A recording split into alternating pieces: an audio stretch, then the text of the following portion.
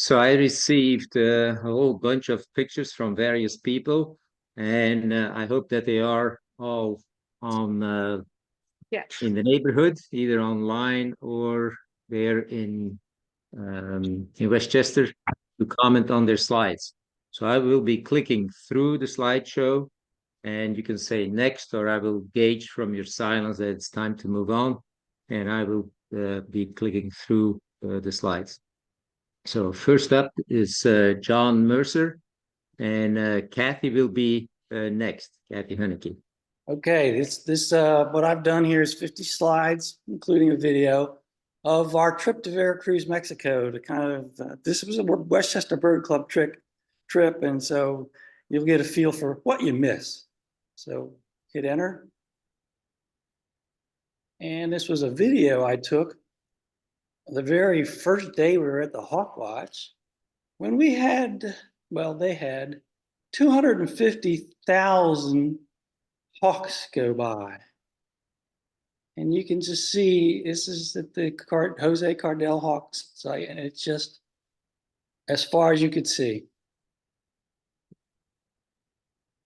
Okay, we had a lot of other birds too. We had things like this white-fronted parrot. Ferruginous pygmy owls are fairly common there, and they use the sound, which is very similar to our saw-whets, to draw other birds. So we were able to get some nice pictures of ferruginous pygmy owls. Inca doves, interesting bird because it does not live in anywhere where the Incas lived, so it's poorly named. Wilson's warblers, there were lots of Wilson's warblers here. They must really spend a lot of time in Veracruz. Every time we see something, it turned out to be a Wilson's warbler. Rufous nape wren is one of several different kinds of wren they have there. Northern mockingbird, same as ours, not the tropical mockingbird that's also down there. Cassin's kingbird, the kingbirds all look very much alike. You can only tell them apart by voice, basically. Social flycatchers, there's three similar looking birds: the social flycatcher, the boat-bill flycatcher, and the great kiskadee, with this one, the social, being the smallest of the three. Loggerhead shrike, looks like he's got himself some prey. Some white and glossy ibis flew over. I was lucky enough to get a picture of that. You got a couple of adults, a couple of juveniles, and a glossy. Northern jacana. This one was a very hard one to get, and I was the only one that got a decent look at this. It's a ruddy cricket, and this was as decent a look as you got on this thing. It was there. You could see it rustling around and popped out just in front of me for a second. I was lucky enough to get this much of a picture of it. Roseate spoonbills going by. There were lots and lots and lots of fork-tail flycatchers. A very beautiful bird. Scissortails. I get them wrong every time. Barry's got to correct me every time. Scissor-tail flycatcher. I put it wrong every time. Sorry that I didn't catch it either. Short-tailed hawk. They're a local bird there. And a different view of it. Nice. Montezuma's Orapengula. It's a large crow-sized bird that's really in the oriole family, and a very interesting bird. In the hummingbirds, we had Mexican sheartail, a great black hawk going by. Nice pictures of that. Again, a local bird. We went to a place, and there's supposed to be a northern putu, and sure enough, the guide knew exactly where to go. He found us a northern putu, a baby northern putu, real cutie. Couldn't resist taking pictures of them. A blue-capped motmot. It was really hard to get some of these birds. Conditions were dark, so some of the pictures didn't come out great, but the blue-capped motmot. Again, the Wilson's warbler. Green jays. A very common hummingbird there is the azure crowned hummingbird. The golden crowned warbler. I really struggled getting this one. That earlier picture of the Wilsons, I thought was going to be a golden crown, but it turned out to be a Wilsons. But I did finally get the golden crown. Groove-billed Annie, big dark bird. Sandwich tern. We did go to the coast and got some coastal birds like the sandwich tern. Franklin's gull, which is one we don't get around here.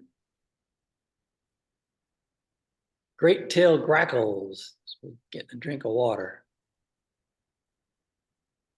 Black-necked stilts, same bird that we just had up in Wilson's Pond. Couch's kingbird. He's got a little bit bigger bill than the others, but it's still hard to tell. This one's got some food in his mouth. Blue-gray tanagers, pretty birds. There's quite a few of them.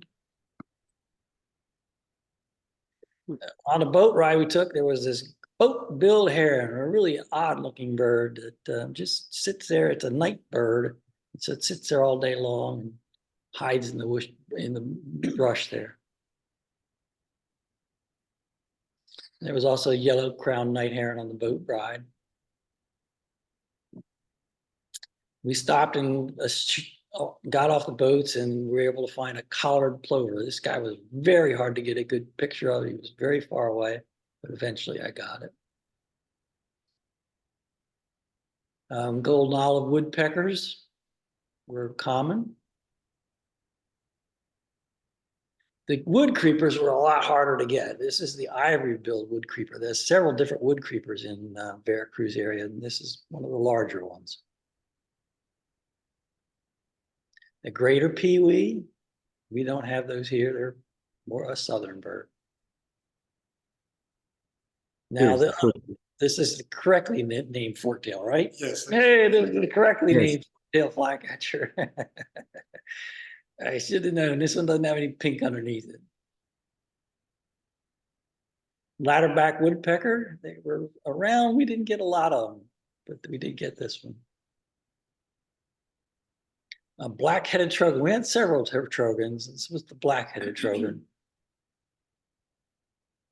Snail kites. Nice looks at snail kites came real close by. Real fun. I was looking forward to getting this bird and I got it. Bare-throated tiger heron. It's kind of like an oversized night heron type bird. This looks like a juvenile.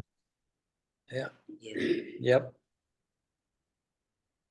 Vermilion flycatchers. This is a female. The male is all red. This one, she's got that pretty red belly. The green heron. This one we get around here, but they live down there in the wintertime. Yellow-faced vulture. This is one of the areas you can get the yellow-faced vulture. It looks similar to the turkey vulture, but you can see the yellow under the eye. And it's a Mexico and South bird. Crested caracara. Kind of hard to see hiding behind that branch. Ring kingfisher. There are several different kingfishers, the ring being the largest of them all. Okay, Kathy's up.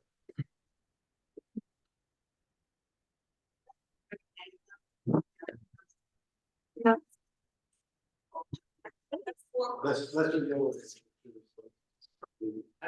Okay, I took a trip with Road Scholar to Costa Rica. We started off at the Central Pacific region, the Macaw Lodge and Private Reserve at the Carrara National Park. And this, oh, well, we're not quite in the order that I was in. Okay. Yeah, so let me find where I am here. Oh, okay. Hey, it's at the bottom. All right. The Northern Emerald toucanet. The large-footed finch.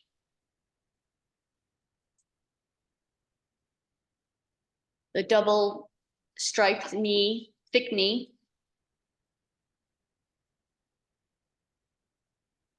green kingfisher,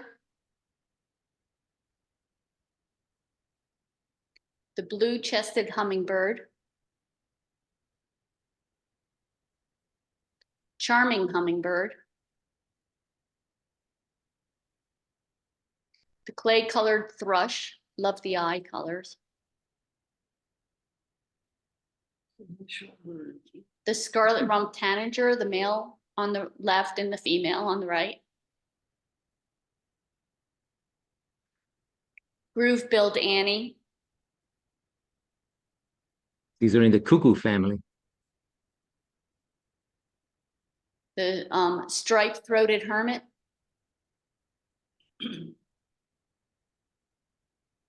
and Baird's trogon, and the buff-throated saltator, pale-billed woodpecker,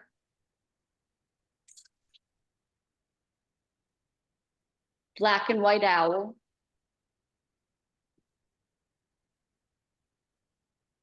the southern lapwing,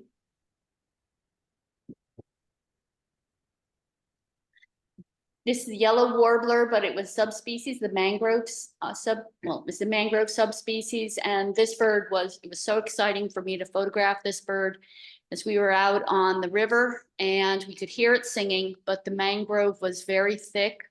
And I never really thought I would get a photo. I had a split second and took it, and it came out great, but nobody else saw it but me. But I had the photo. Yeah, that's right. Okay, here's a picture of a bare-throated tiger heron. This is the adult. I got an interesting story about this one. When we were on that same river, we were watching not this bird, but the same species walking along the river edge, and behind it was walking a little sandpiper. And you know, we see birds of different species all the time walking along next to each other, didn't think anything of it. But the bare-throated tiger heron suddenly whipped around and grabbed the sandpiper by the legs and shook him to death and started to swallow him. So See that? no, we were all pretty shocked. I tried getting a photo, but it was pretty out of focus. But so this, I think it's maybe a gallinule there, needs to watch out. And here's a rufous-tailed hummingbird. And from there, we moved on to the South Pacific region, Golfito. We were staying at the Esquinas Rainforest Lodge. And this is scarlet macaws that we saw. The yellow-throated toucan. Yellow-headed caracara. A red-breasted meadowlark who was taking a very long bath. But I found it very interesting how straight they stand. But he was sopping wet. We couldn't find a dry one because I'm sure they're very pretty when they're dry. The riverside wren, which was on the riverside. A bay-headed tanager. Great curassow, this is the female. The male is all black, and the male makes a sound that is so deep that you can feel it. They had a couple of those at the lodge we were staying at. It was too dark to get a picture of the male. There's a golden hooded tanager. The black hooded antshrike, female. Roadside hawk. From there, we went on to Las Cruces and Wilson Botanical Gardens in San Vito. They had a very nice patch of flowers that attracted a lot of different hummingbirds. This is the white-crested coquette male. The silver-throated tanager. This is the green honey creeper, got the male on the left and the female on the right. the thick-billed euphonia, the gray-headed chachalaca. We were told it's not chakalaka, it's chachalaca. The fiery-billed aracari.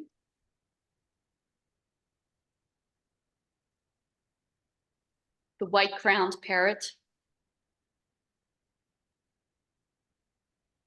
Speckled tanager, which was almost it was so vibrant. It was like, you know, the roadside cruise, that type of green. It was probably glow in the dark. The red-headed barbet. This was when we were in the cloud forest. As you can see, it's pretty cloudy looking. Rain, yeah. The volcano hummingbird, one of the males. Flame-colored tanager. Here's a Talamanca hummingbird.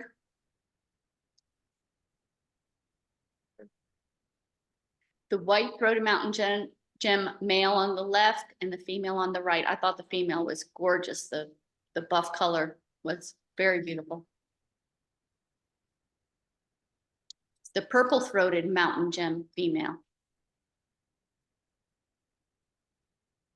And here's the resplendent quetzal that our poor guide was so stressed out about finding for us. I never saw anybody so happy when they found the bird and so relieved.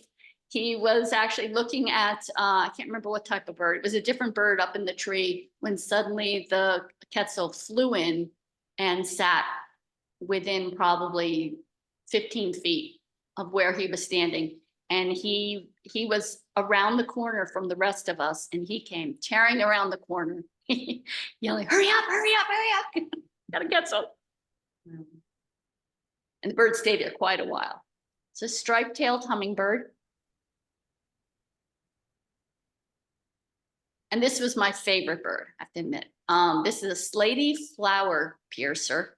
And what it would do, it would go to the base of those flowers and it would make a tiny hole where it would suck the nectar out. And hummingbirds utilize that same hole to then suck nectar out of the flowers also. Lesser violet ear. And this was fun. My friend and I were trying to get pictures of the hummingbirds in flight, trying different settings on the camera. So I was thrilled to get this one where I had a fiery coated hummingbird and 2 female volcano hummingbirds.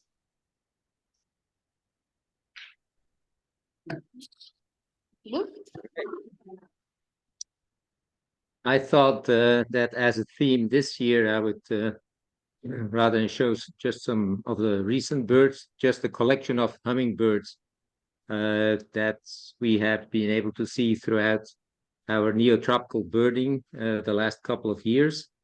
And I'll also start with a little video, because believe it or not, this is a female ruby-throated hummingbird that I was able to take a picture through my scope with my iPhone, because I don't have any decent pictures of a male ruby-throated hummingbird.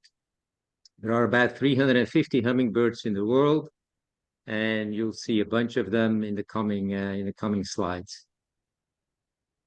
But I still have to get a good picture of a male ruby-throated. They don't seem to like to come to our feeders here.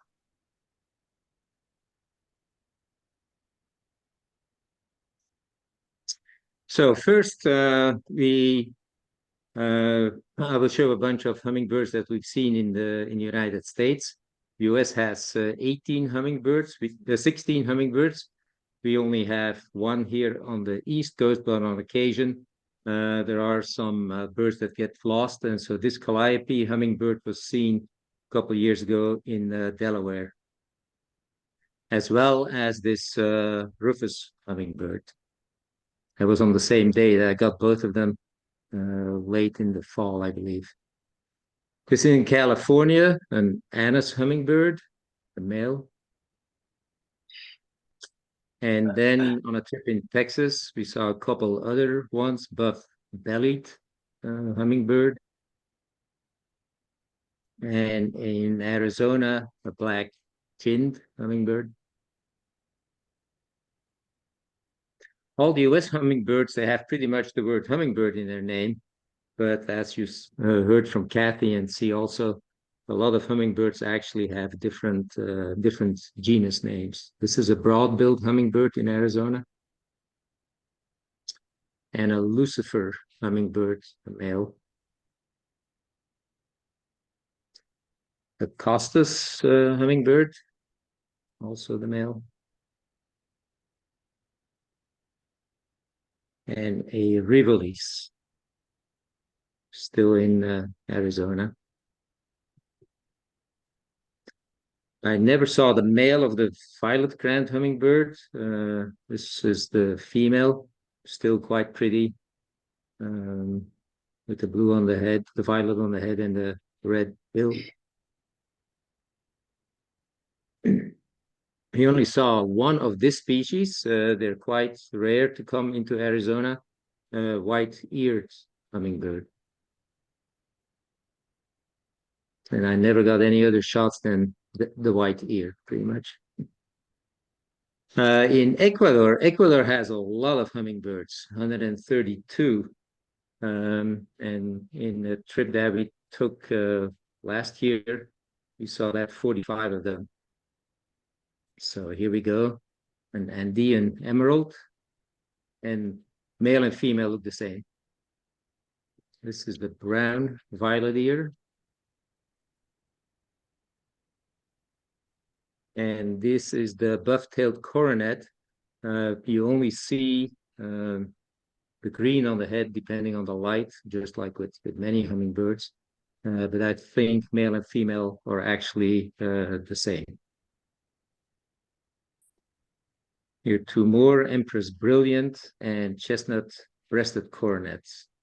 These are all on the west side of the Andes. We spent most of our time on the east side, but we had one day on the west side of the Andes where you have a whole series of different hummingbirds. This is the collared Inca in flight. The crowned wood nymph, male on the left and female on the right. The fawn-breasted brilliant. I didn't think it was very brilliant, but nice color on the breast. This is the largest hummingbird in the world, a giant hummingbird. It's about 8 inches from top of the bill to bottom of the tail, weighs 20 grams. So it's a good size. It's almost like a small sparrow. And on the right-hand side is the gorgeted wood star, which is the smallest one that we saw. But there's still the bumblebee hummingbird in Cuba, which is still smaller than the wood stars. But the whole genus of the wood stars are very tiny hummingbirds. Golden sapphire, two poses of the same bird, but you see the gold on the tail very well on the right-hand side. Green thorntail, tail that is kind of just two points, the male and the female. Here is a wire-crested thorntail, has that same kind of a tail, but aptly named for the very wiry feathers on the crest. And a shining sunbeam. You see more of the shining when you see the back, but I don't have a picture of the back. Here is a sparkling violet ear and a green-backed hill star. These are two birds that are very close to each other genetically. The long-tailed sylph, which is at the east side of the Andes, and the violet-tailed sylph on the west side of the Andes. Here you have also two birds that I believe used to be one species, the booted ragged-tail, but it's now the white booted on the west side of the Andes, and the Peruvian ragged-tail, which has the more buffy boots on the east side of the Andes. There are quite a few different hermits. This is the tawny-bellied one. They all have a spiky, long, spiky tail and decurved bills. Here's a white whiskered hermit, same thing, long decurved bill and spiky tail. White-necked Jacobin, this is one of the most widespread hummingbirds. You get them in Costa Rica, Panama, Ecuador, pretty much throughout the whole neotropics. Then we had a recent short trip to Puerto Rico, which has only 5 different hummingbirds, and we managed to see all of them. This is an endemic, the Puerto Rican mango, and the Puerto Rican emerald. So you can only see those on the island. This is a green mango, has a wider distribution. And this is the green-throated Carib. It's a near endemic. It has a limited distribution, but a number of islands in the Caribbean.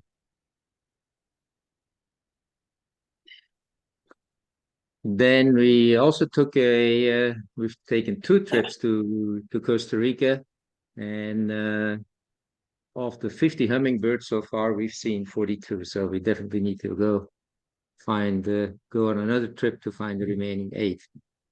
This is the charming hummingbird, but Kathy's picture showed it much better. The garden emerald. And another green hermit. I don't know why I put that in there again. This is a lesser violet ear on the left, feeding out of these fuchsia flowers and just resting on the right-hand side. The mangrove hummingbird, and they're not that many, and they only feed on these very specific flowers that you can find in the mangroves. And it was on that same boat trip in Carrara National Park that Kathy was talking about that we found this one. Our guide knew it was a bit out of season, but knew a couple of these flowers that were in bloom. So stationed the boat below the flowers, and within 10 minutes, this guy showed up, and I was able to take a distant picture.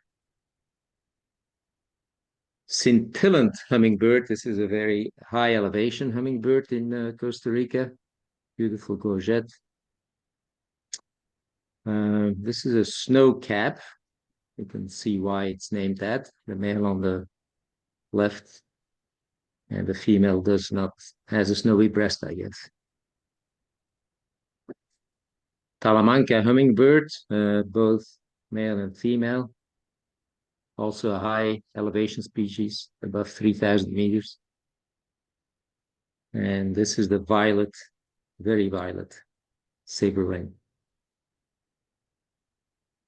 White-throated mountain gem, same male and female. And then the most recent trip we took was to Trinidad and Tobago, where they have 18 different species, and we got 14 of them. This is a copper-rumped hummingbird. You can see why it's named like that.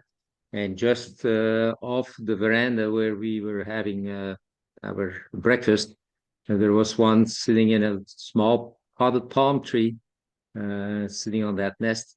And when it flew off to go some food, I was able to take the picture of the 2 little tic-tac size eggs. This is a black-throated mango, male and female. Looks quite similar to the green-throated mango, especially the females are very, very similar, but the throat of the male is quite different, obviously. One of the most beautiful hummingbirds we've ever seen, I believe, is the ruby topaz hummingbird. And when the light is right on it, it's just a stunner. And this is why a lot of people travel to Trinidad, get pictures of the tufted coquette. That bird has made a lot of money for Trinidad. So, Shirley, you're up. Okay, these are 3 different trips with an interlude at home briefly. I started in May 2023, so it didn't make last year's pictures. And the first place we went before Namibia was Cape Town. And everybody who goes to Cape Town wants to see the penguins, so we went to see the penguins. And then nearby is Cape Point, and it's the only place I've ever been where you see ostrich with the ocean behind them. We also saw this Cape Sugarbird, appropriately on sugar bushes, which are in the Protea family. We saw females also. The female has a shorter tail and a shorter bill, but otherwise looks pretty much the same. And then we went to Kirschenbach Gardens, which has local flora and fauna as well as different rooms, desert, etc. And this is the southern double-collared sunbird. So they don't have hummingbirds, they have sunbirds. There were some other, maybe not. Okay, now we've moved on now to Namibia. So Namibia is mostly desert and has striking scenery and is not really known for its birds, but there are a fair number of birds there. So this is the fork-tailed drongo. Lilac-breasted roller, you see a lot of them in East Africa, and we expected to see a lot of them. It's the only one we saw on this trip. This is a white-backed vulture. They were at a kill along with hyenas and jackals. Sorry. On. This is the Damara red-billed hornbill, which you see in the northern part of Namibia. It's different from the usual red-billed hornbill in that it has dark eyes instead of yellow eyes. This is a purple roller. You see a lot of weaver nests in trees. This is the white-browed sparrow weaver that makes a lot of those nests. Cape starlings are in the Cape, but also in Namibia, which of course is north of South Africa. We saw a fair number of these pale chanting goshawks. The male and female look different. I don't know if I have a picture of that. This one was looking at its reflection. Then we moved on to an even more deserty area called Damaraland. And there were these groups of ostrich running across the desert. We saw them fairly often. And this is a pair of Cape sparrows outside our lodging. So they're found elsewhere too, but this was Damaraland. Then we went north to a place called Serra-Kafima, which is on the river bordering Angola. We thought, oh, we'll see lots more birds there, but we really didn't. But this is a gray heron that had caught a fish in this little pool that was about to dry up. So the fish was a goner one way or another. We saw a lot of these mountain meteors.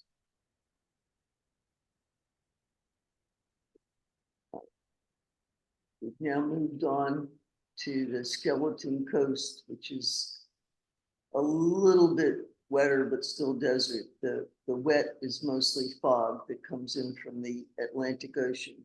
which is the west coast of Africa, is the Atlantic Ocean. So it's an African marsh harrier. For some reason, there were a lot of raptors on the drive there. It's a spotted eagle owl winking at us. An auger buzzard, which we had trouble understanding our guide with his accent. Auger. Along the ocean, we saw terns. These are Damara terns, and there was a gull among them, a couple of them. These are gray go-away birds. They're also called gray lories. Why are they called go-away birds? Their call sounds like go away.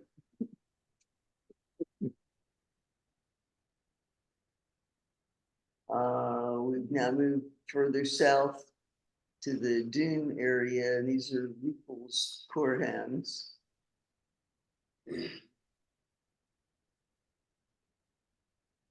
This is a sociable weaver, and we're about to see his nest. They build these huge nests. Look kind of like apartment houses. They have a lot of different chambers, and not all of them are occupied, and they're sometimes occupied by other birds too. Okay, that was it for Namibia.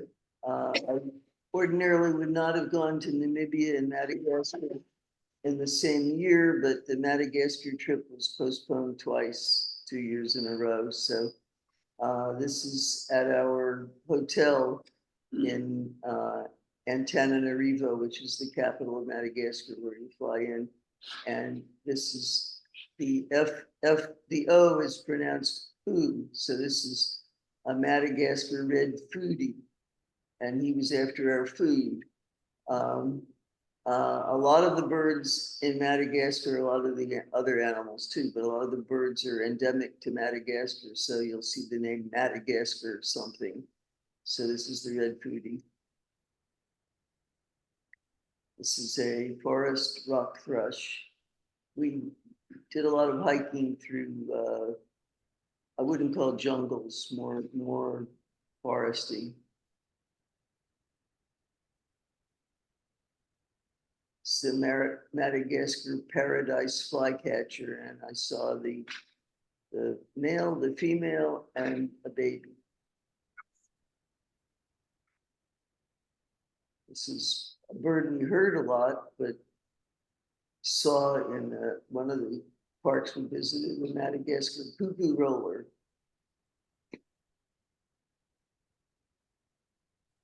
And in that same park, running around in the brush, there were these crested kuas.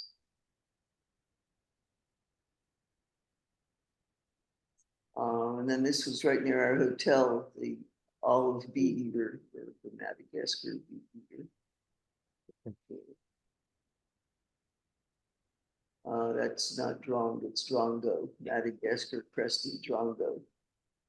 But we had a pair of them. My bad. And then we spent a lot of time looking for hoopos. Where's the hoopo? Where's the hoopo? Because we knew they were there, the Madagascar hoopo, which is similar to the other hoopos. And then the last place we stayed, there were hoopos everywhere. So they were in a tree, they had a nest, they were on the ground. And do I have a picture, the next one? No, but okay, Nope. we also saw a hoopoe being eaten by a boa constrictor, a Madagascar boa. So win some, you lose some. Okay, then I was home for a couple months, and so these were taken outside my back window, my kitchen. So we had cardinals galore, sometimes as many as 10. And not that many juncos this year. Okay, and then next trip was a natural habitat trip in Florida in February. So it's the common gallinule and hinga. And you can see with the neck on the left why they're called snake birds or serpent birds. Looks like a snake.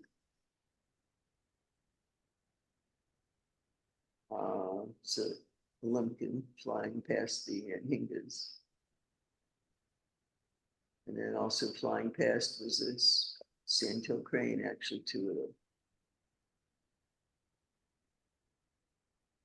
This is a gray-headed swamp hen, which is actually invasive, but pretty bird. Then we went to another park, and while we were walking the trail, this hog was watching us.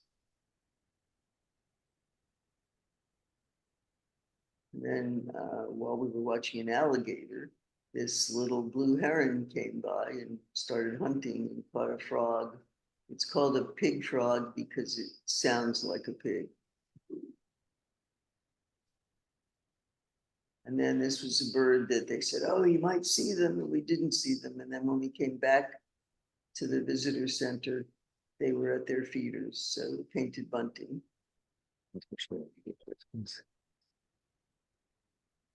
And then we were just driving around looking for these burrowing owls. We had breakfast and they knew where they were because their burrows are protected. So they're roped off and they're given these little perches to stand on. This was Marco Island.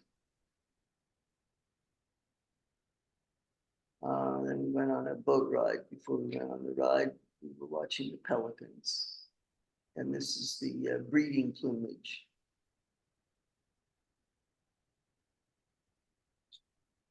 And then on the boat ride, we stopped at a couple of islands where there were shorebirds. So these are Dunlin. Of course, we stayed for sunset.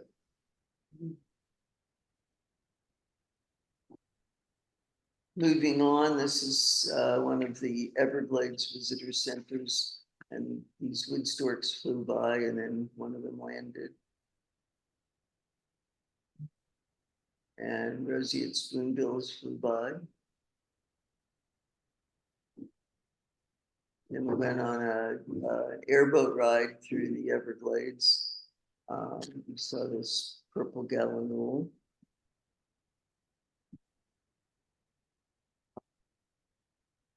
This was on a walk, yellow-rumped warbler. Spends the winter in Florida. This was a great blue heron taking off. This was right next to our trail. We made a little path around him, but we probably should have taken a bigger path around him because people said, oh, they move really fast, but this one didn't move. And another sunset.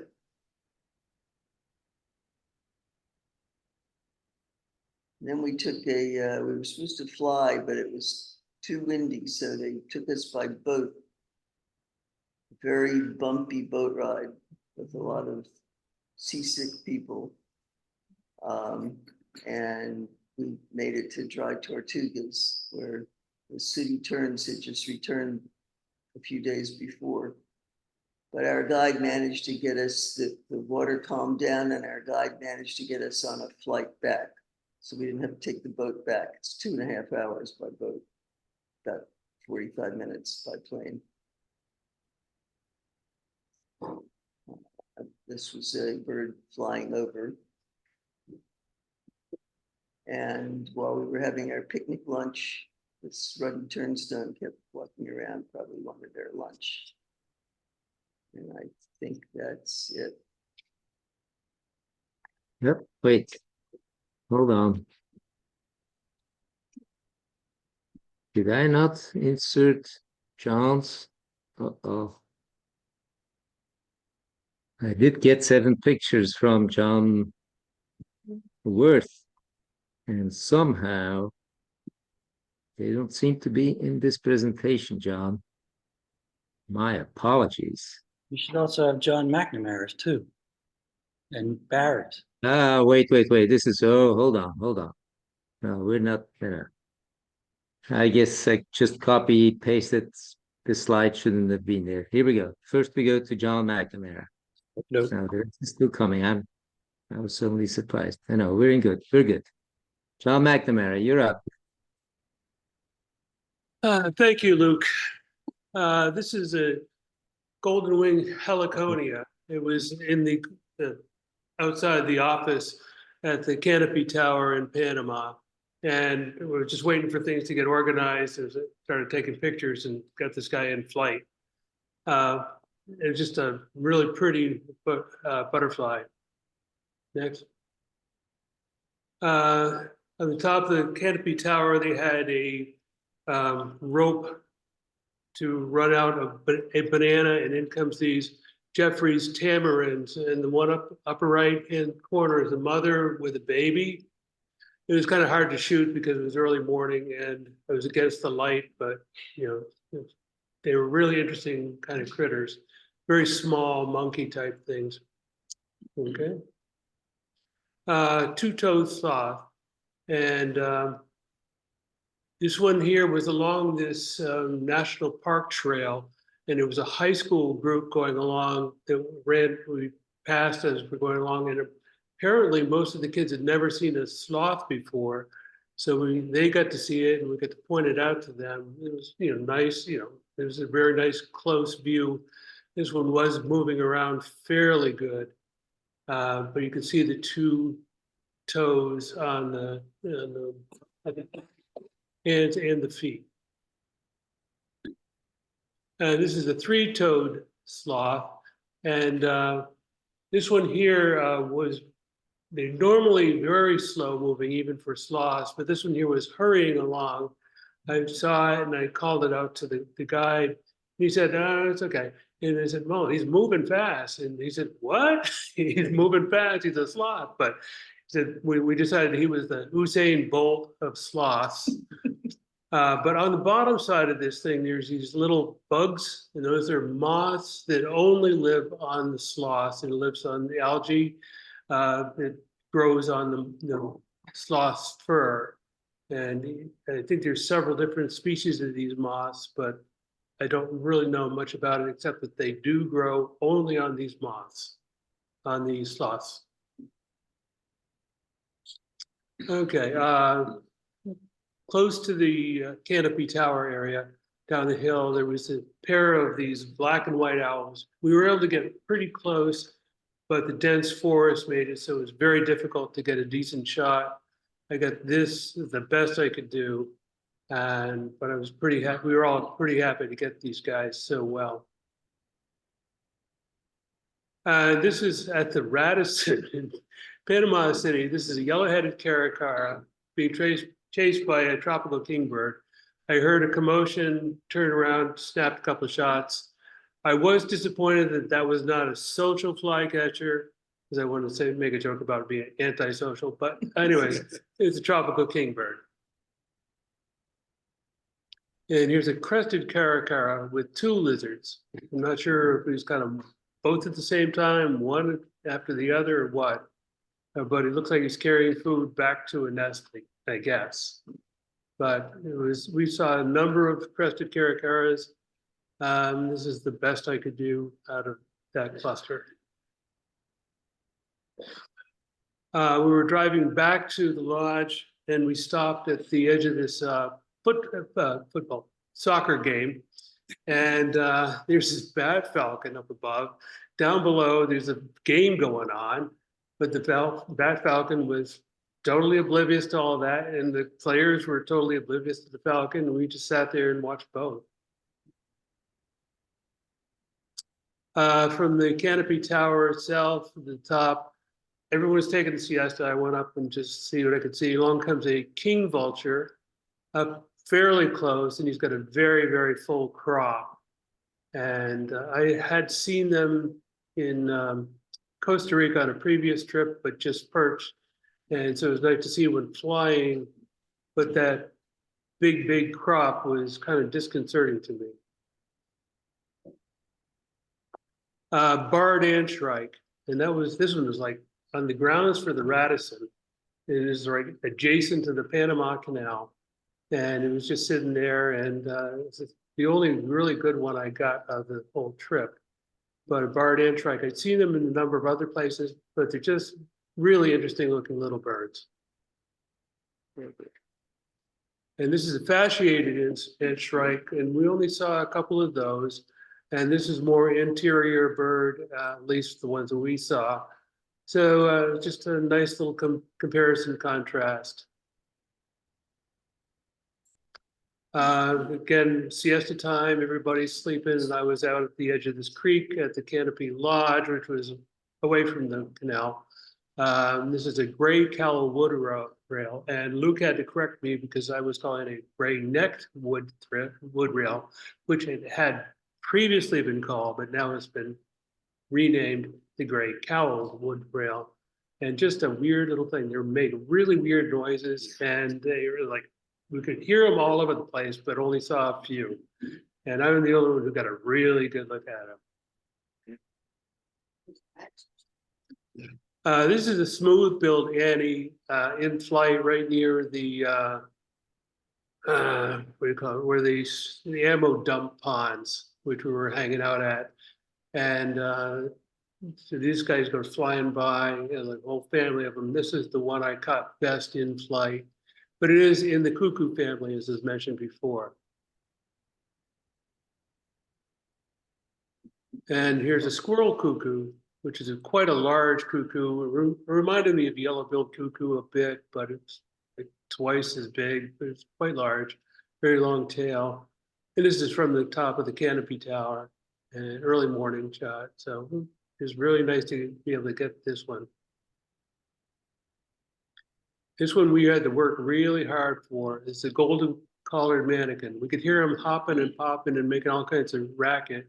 See a little bit of motion, but it was against the light and in dark forest, and they were just not very cooperative, but finally got an okay shot. And with Photoshop, I was able to pull out a lot more detail and get a little bit better view of him.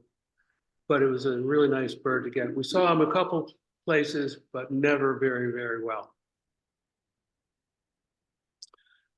We went to this feeding station, and there was a lot of birds there, but my favorite was these two male red-legged honey creepers who were having a to-do about who gets to stand higher on the branch. Or I guess maybe there was I think there might have been a female out of the frame, but they were put on a nice little show for a while.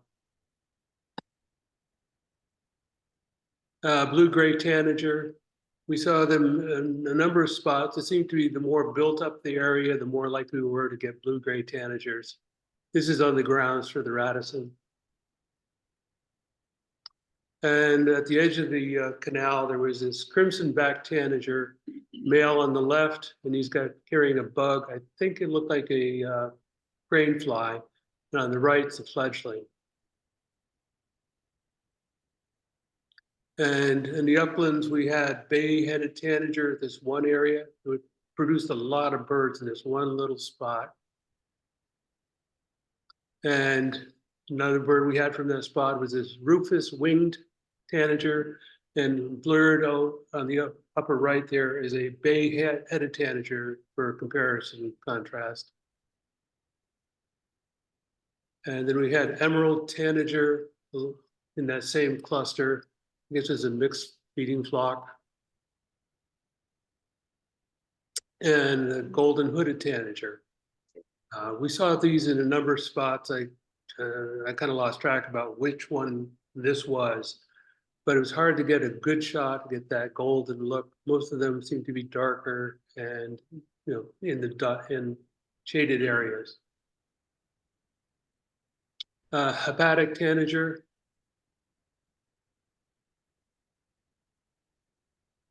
And there's a palm tanager on palm, eating palm fruits on the left. On the right-hand side is a rosy thrush tanager, which I believe is being moved away from the tanager family. Apparently it's pretty scarce and we had to work really hard to get that. We went back with a different group and we couldn't find it at all in the same spot. So I always felt really lucky to be able to get an okay shot of that one. Silver-throated tanager, we only saw those in the highland areas. I was expecting to see more of them because I'd seen more of those in Costa Rica, but I was very happy to get what I did get in Panama. Summer tanager. Well, one was in Chester County last year, and you can get them regularly in southern New Jersey, and certainly in Delaware. But it was nice to get one in the grounds for one of the lodges. White shoulder tanager, again, from the top of the canopy tower, early morning. And all kinds of things were coming in.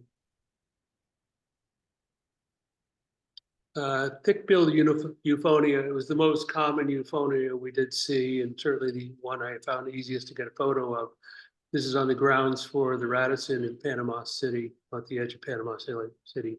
Certainly, we were at the very edge of the canal. Black-throated trogon, this is the female. Somebody else had a male. And it would have been nice to get that one, but I was happy to get this female one. Gartered trogons used to be vermilion trogon. Anyways, they changed the name, but it's still the same bird and very striking bird. I remember it was one of my favorite birds to see in Trinidad, and to be able to get nice photos of these two guys was very pleasant. Slaty-tailed trogon. We saw there's a number of places. This one here was one of the most cooperative ones. And a white-tailed trogon, and kind of finish up the series. And this one just sat and sat and sat. So I got lots and lots of shots, and it's one of my favorites. But anyways, well, thank you again, Luke. Thank you. All right, on to Barry. All righty. So I'm trying to figure out what I wanted to present tonight. I decided that I was going to focus mostly on birds that were rarities, not necessarily just PA rarities, but a lot of them are. And then also the Bird Club did a trip to New England last summer, so I've got a few shots from that. So this was back in May of last year. This was a Forster's tern that was at Marsh Creek State Park, and it was sitting in close to the shore. And then also in May, I was up at the PSO meeting, which was out in about 2/3 of the way west in Pennsylvania, and did a stop at the Scotia Barrens looking for golden wing warblers, and I was able to get a halfway decent shot of this one. This is in Center County. And not a very good photo of any particular bird, but last June, Larry Lewis picked a neotropic cormorant out of all the double-crested cormorants that were hanging around in Marsh Creek State Park. And one of the photos I was able to get was a few of these birds in flight, and the one where Luke has the red dot there, you can see the size difference between the neotropic cormorant and the double-crested. And that neotropic cormorant hung around for several weeks, so a lot of people got to see it.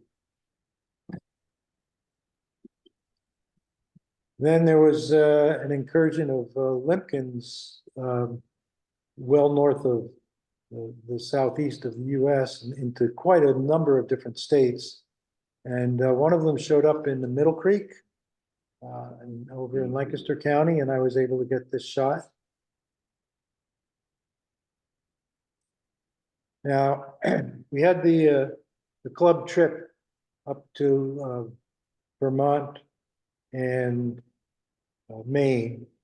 And this bird, I put it in here because it would be rare if we saw it down here, only because it's a juvenile yellow rump warbler. And you don't get them down here in the juvenile stage. But if you saw that bird, well, like we did, we were looking at that and saying, what is that? And it was on Mount Mansfield, and I have to correct you there, Luke. This was in Vermont. Oh, okay. And there's an adult yellow rump warbler. So you can see the juvenile looked nothing like the adult. And also in Moose Bog in Vermont, there was this red-breasted nuthatch that had caught a spider. And the picture's not upside down, it was hanging that way. I was wondering whether it was upside down. I turned it 180 degrees, but it looked funny, so I just put it back the way it's now. Good. We also had an olive-sided flycatcher there. You can see a little bit on the gape at the base of the bill that this was a young bird.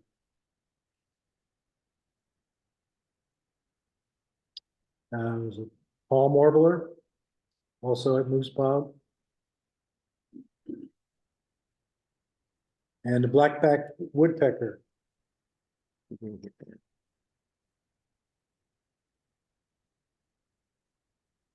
And we went over to Silvio O. Conti National Wildlife Refuge. And we had this chestnut-sided warbler. And then over at Petite Manan, this was in Maine. We had this magnolia warbler. We went on a walk there at Petite Manan, and it turned out to be a good bit longer walk than we anticipated, but we did get some good birds. We had these short-billed dowitchers on the shore. And this whimbrel, which never let us get very close, and caught this shot as it was flying off. Then we did a boat trip out of Bar Harbor in Maine, and there was quite a number of black guillemots. And it had a common tern. And of course, puffins, which was one of the main targets of the trip.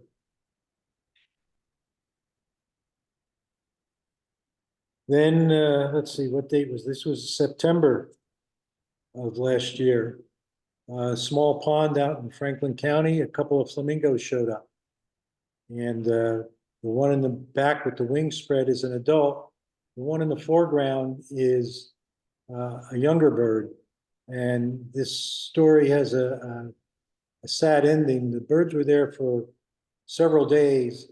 And then somebody noticed at one point where the young one was struggling.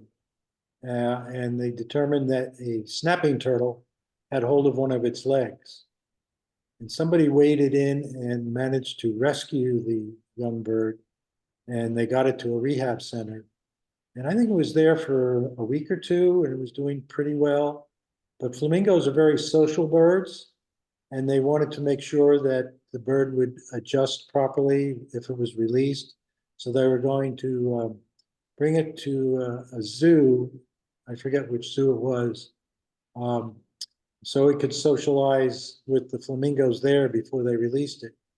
And on the trip to the zoo, it passed away. And I'm not sure that I ever heard exactly why.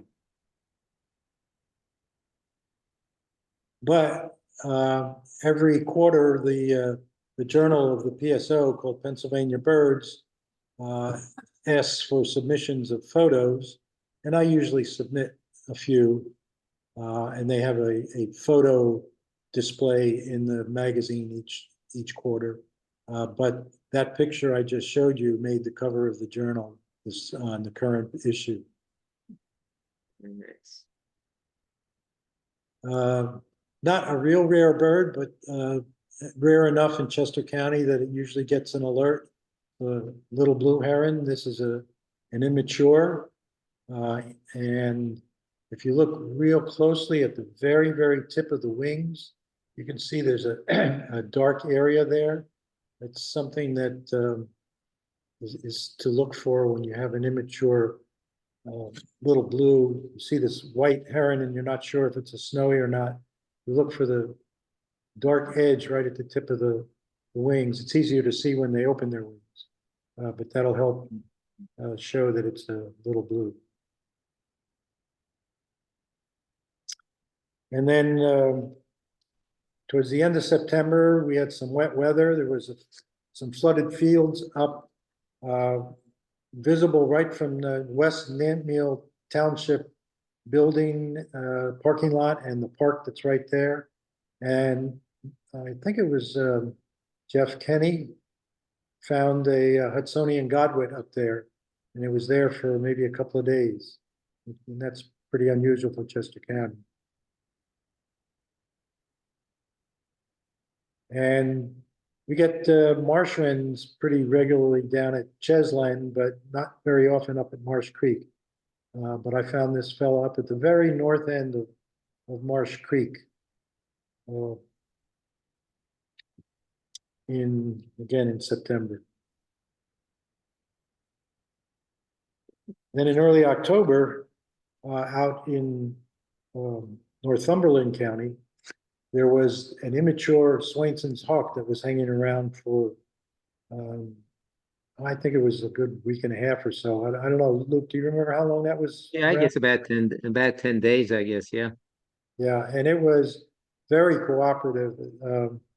The people whose property it was on were very willing to allow people to drive down, walk down their driveway and come take a look at it. And it would just sit on various structures right in their yard there and pose for you. Now this is not from Chester County, as you can see. It's from Playa Juan Angel in Mexico. In fact, this was from the same trip that John was showing pictures, or John Mercer was showing pictures of right at the beginning. But certainly would be a rarity for Pennsylvania and does show up in Pennsylvania with some regularity. Scissor-tailed flycatcher. This was just a shot that I really thought he posed nicely for. As it turns out, one of these birds was reported in Lancaster County a day or two ago. So I don't know if it's still hanging around or not. There was also one in Juniata County a couple of weeks ago, I think. And then in late November, in Mifflin County, a gray flycatcher showed up. And this was drawing people from a lot of different parts of the state, because that was quite unusual.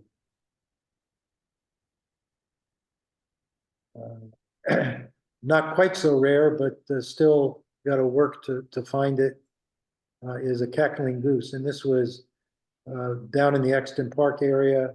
I had gone down there hoping to find it, get it on my list for the year. And I walked around the park and looked at the ponds and the fields, and no luck. I came back to the car in the parking lot and noticed some geese across Sweetsford Road. And all I could see was the heads of a number of geese, and one of them looked a lot smaller. Then eventually I was able to get a better look, and you can see the one in the middle there is definitely got the stubbier bill, and it's a much smaller bird and everything. So I found my cackling goose.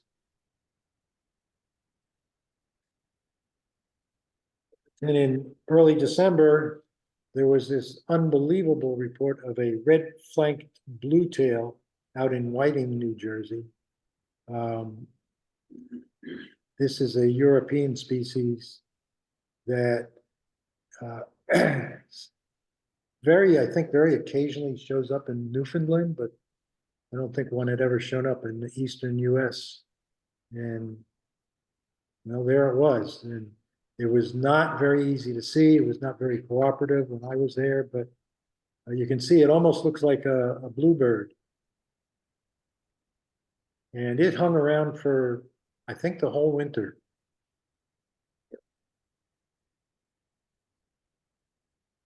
Then on the Westchester Christmas bird count, Lon Myers found this ash-throated flycatcher down at Westtown School, and it stayed around for at least several days.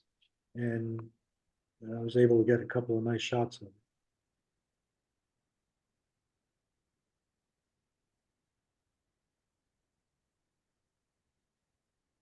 And then this Ross's goose showed up at the pond up at the Tell High Retirement Community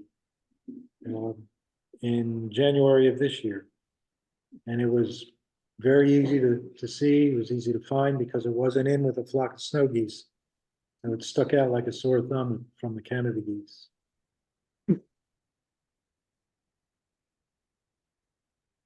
I think it was not this past Christmas count, but the one before out in one of the ones in Lancaster County.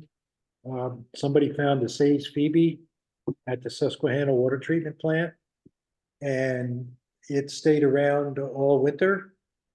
And I went out there to try to see it and was unsuccessful. Well, it showed up again this past winter. And I went out a couple more times and was unsuccessful. It took me until January, the end of January this year before I finally connected with it. And if you look at on the back wall there, you see all those black spots. These are ponds that for processing or tanks for processing the sewage water, and those are all some kind of insects. And the Phoebe would just go to the wall and hover and pick off several, and then come back and sit on the wall or sit on the railing, whatever. And it was feeding very well.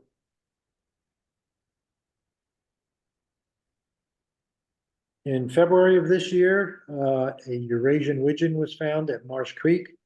It's the one in the center there with the rusty head, and the crown is actually a little bit cream colored. It shows up whiter here, but immediately to its right is an American widgeon, so you can see the difference.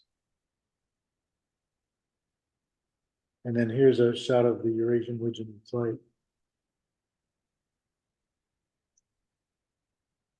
And then in April of this year, I was walking down at the southern end of the Marsh Creek Lake up on the dam, and this red-breasted merganser was just right there next to the dam, just posing nicely.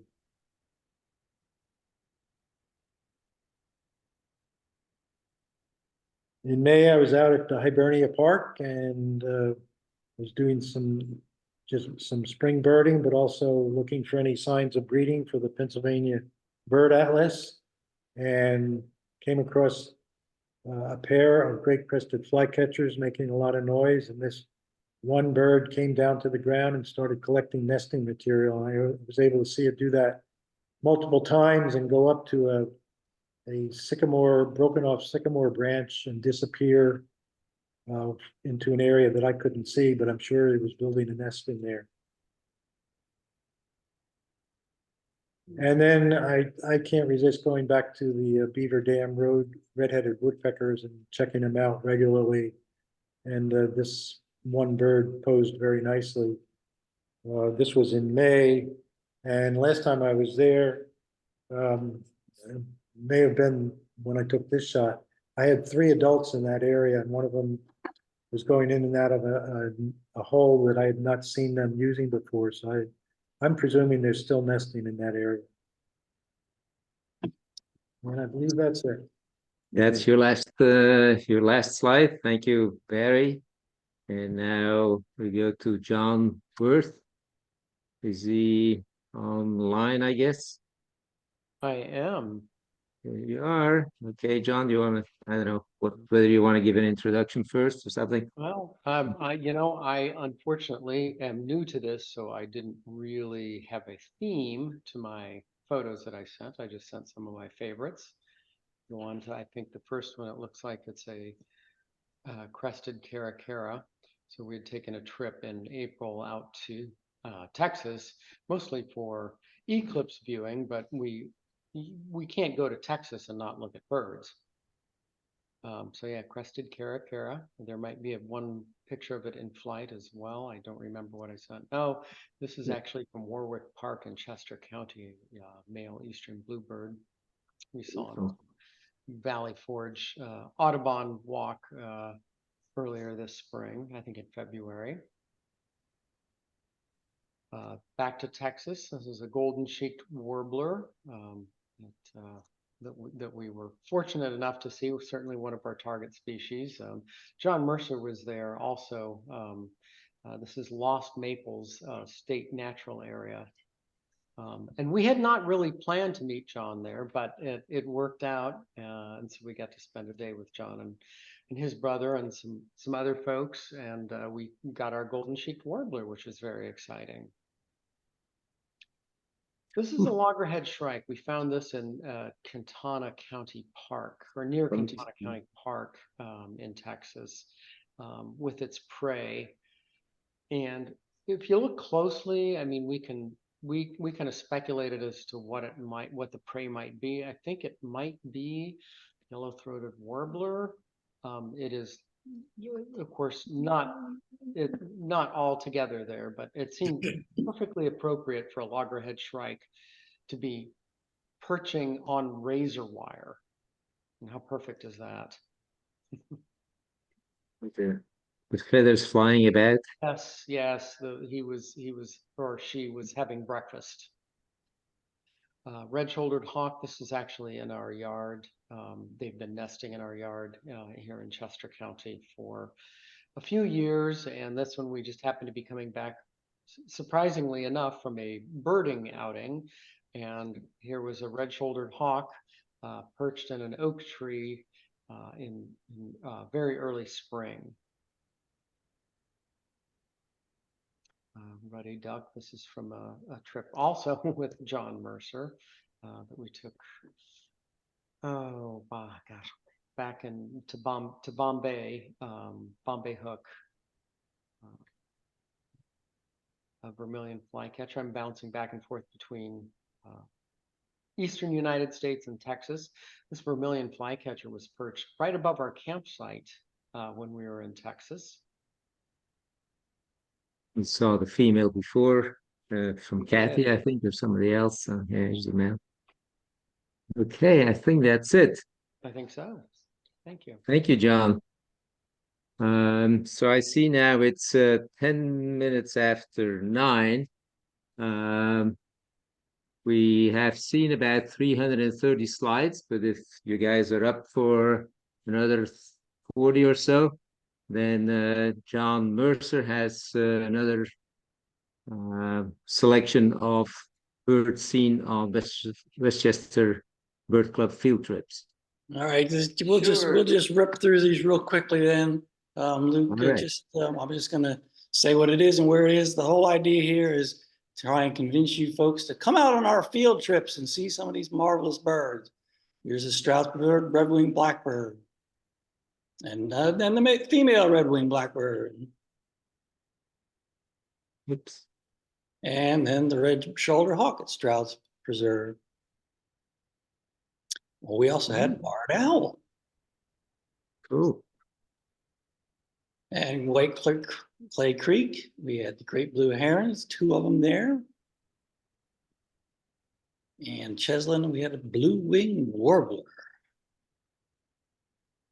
Ramsey Road, Mother's Day, cedar waxwings. And in Sullivan County, and we do every year, we had wood thrush. And the black and white warbler. And a red-headed woodpecker, first and only time we ever saw one there. That was pretty neat. Also Sullivan County, great-cheeked thrush. And eastern phoebe carrying food. Chestnut-sided warbler. Bad to leave. And then we took the trip to Maine. This is the same one that Barry showed, the juvenile yellow rump warbler. They retain this plumage for about 2 weeks, apparently. We were very fortunate to get this picture. We had black-throated green warblers, brown creeper, And scarlet tanagers. Alder flycatcher.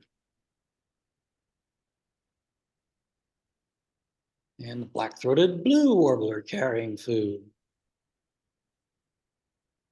The black guillemot is carrying food also. And the puffin. Bombay hook, eastern kingbirds, feeding a baby.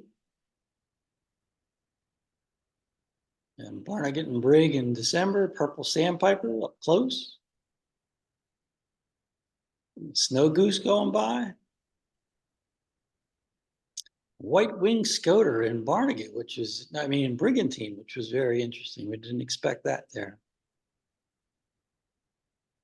We did Shark River trip in January. It was tough because hard to get out on the jetty. It was kind of underwater. And Bombay hook in February, couple of northern harriers, a male and a female. And clapper rails, we had 10 of them that day fly by. And we visit the Hinds. This woodcock was right by the side of the trail. And rusty blackbird. And the Dorothy's ducks of Chester County, red-headed ducks. And the tree swallow flying by. Common grackle, interesting colors on them. Warwick Park, the trips that John and Patty did, rusty blackbird.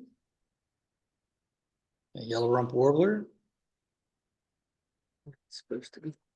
On the tax day trip, 415, 2 northern shovelers, male and female. And 2 ringneck ducks, male and female. And then a whole bunch of buffleheads. Only one, most male, he's at the back end at the top, the rest are females. At Wolf's Hollow Park, another walk with Valley Forge and Chester County with bald eagle. Missing a few feathers. Strauss Preserve, go ahead. Yes. Strauss Preserve, great crested flycatcher, came up in rebird as rare, and the next day it wasn't rare, so we must have just been early.